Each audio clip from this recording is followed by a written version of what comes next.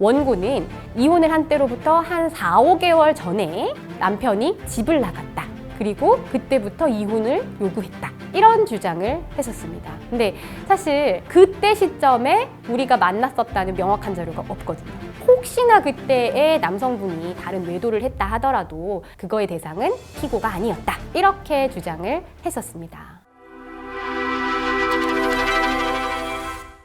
오늘 준비한 이야기는 억울한 상간녀입니다. 근데 사실 억울했다는 부분은 맞고요. 상간녀가 아닌 것 같아요. 상간녀가 아니란 말은 이혼을 한 다음에 남성분을 만나셨어요. 그랬기 때문에 상간녀가 아니죠. 그런데 자기가 원고와 서로 대화를 주고받으면서 사진이나 기타 자료들 때문에 오히려 소송상에서 자기가 불리한 지위에 서 있게 될 수밖에 없었던 그런 사건이었습니다. 부부가 한 10년 정도 결혼 생활을 하다가 협의 이혼을 하셨고 부부 사이에 자녀가 있었습니다. 자녀는 엄마가 키웠고요. 그런 상태에서 남편이었던 남성분이 이혼한 때로부터 한 달 정도 뒤에 피고를 만나셨던 거예요. 좀 짧은 기간이었죠. 너무 얼마 되지 않아서 바로 새로운 여성을 만나다 보니까 이 남성분이 양쪽에 있는 여성분한테 서로 거짓말을 했어요. 전처한테는 마치 피고가 뭐 별거 아니다. 잠깐 만나는 사이 내지는 꽃뱀인 것처럼 그렇게 말씀을 하셨고 또 피고한테는 전 와이프와 이혼한 때로부터 10년 정도 이미 지났다. 이렇게 말씀을 하셨던 거예요. 그래서 원고와 피고는 서로가 서로를 오해한 채 다툼이 이어진 것이죠. 네. 그러면 연인 관계였다는 걸 입증하기 위해서 그분은 어떻게 하셨어요? 꽃뱀 취급하잖아요. 근데 나는 꽃뱀이 아니거든. 진정한 연인 관계거든. 그러니까 서로 연인 사이였음을 입증할 수 있는 카톡 자료나 아니면 뭐 사진이나 이런 것들을 원고한테 이렇게 보내줬어요. 원고가 보니까 꽃뱀은 아니고 진짜 연인인 것 같거든. 근데 이게 이혼을 한 때로부터 얼마 지나지 않은 최근의 자료들인 겁니다. 그래서 원고는 이 사람은 꽃뱀이 아니라 상간녀구나 라고 오해를 하게 됩니다. 그래서 이제 원고는 피고한테 위자료 청구 소송을 제기를 하였습니다. 그럼 소송이 어떤 식으로 진행됐는지 자세하게 다시 말씀해 주세요. 소송에서 사실 원고의 소송 대리인도 약간 증거가 애매하다고 알고 계셨던 것 같아요. 제가 자료들을 쭉 보니까 원고가 낸 자료들에 모두 날짜가 삭제되어 있었어요.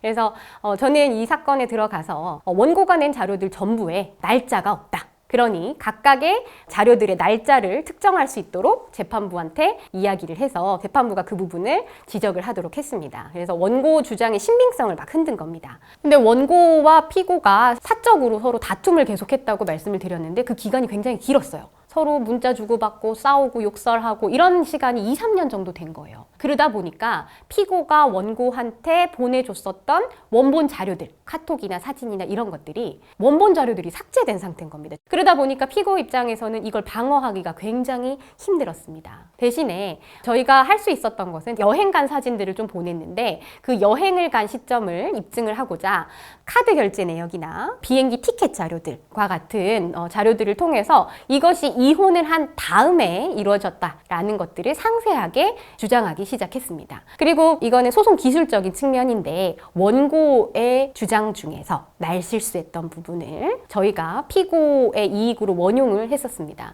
원고는 이혼을 하기 이전인 이혼을 한 때로부터 한 4, 5개월 전에 남편이 집을 나갔다. 그리고 그때부터 이혼을 요구했다. 이런 주장을 했었습니다. 근데 사실 그때 시점에 우리가 만났었다는 명확한 자료가 없거든요. 실질적으로 혼인관계가 파탄난 것은 이혼을 하기 전인 한 4, 5개월 이전이고 혹시나 그때의 남성분이 다른 외도를 했다 하더라도 그거의 대상은 피고가 아니었다. 이렇게 주장을 했었습니다. 결국 이제 재판부는 저희 측의 주장을 좀 더 신빙성 있게 판단을 했고요. 그래서 원고의 청구를 기각시키고 오히려 우리가 그러니까 피고가 원고한테 소송 비용으로 한 200만 원 정도를 배상받을 수 있게 결론이 났습니다.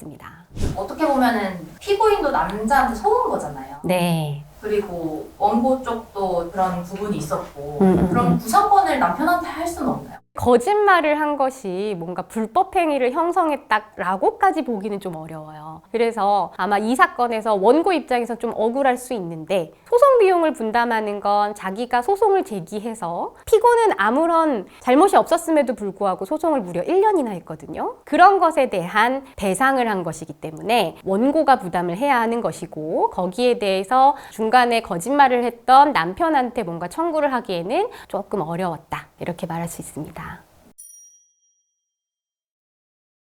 이 사건에서 우리가 주목해야 할 부분이 좀 있죠. 상간녀 소송에서 피고가 진짜 억울한 경우가 있습니다. 이런 때는 대부분 중간에 원고의 배우자가 거짓말을 해서 피고가 성적 자기결정권을 침해당하거나, 혹은 이혼이 종결되지는 않았으나 실질적으로 혼인관계가 완전히 파탄난 상태에서 연인관계가 된 경우, 혹은 지금 제가 말씀드린 것처럼 실제로 이혼을 한 다음에 만난 경우, 이런 경우가 상당 부분입니다. 그러나 상간소송은 원고가 철저하게 준비를 해서 들어오는 소송입니다. 그래서 피고 입장에서 방어하기가 상당히 까다롭거든요. 그래서 철저하게 준비된 소송만이 진정한 진실을 밝힐 수 있습니다. 원고가 주장하고 입증하는 것에 허점을 파고드는 것이 핵심이 될 것이고요.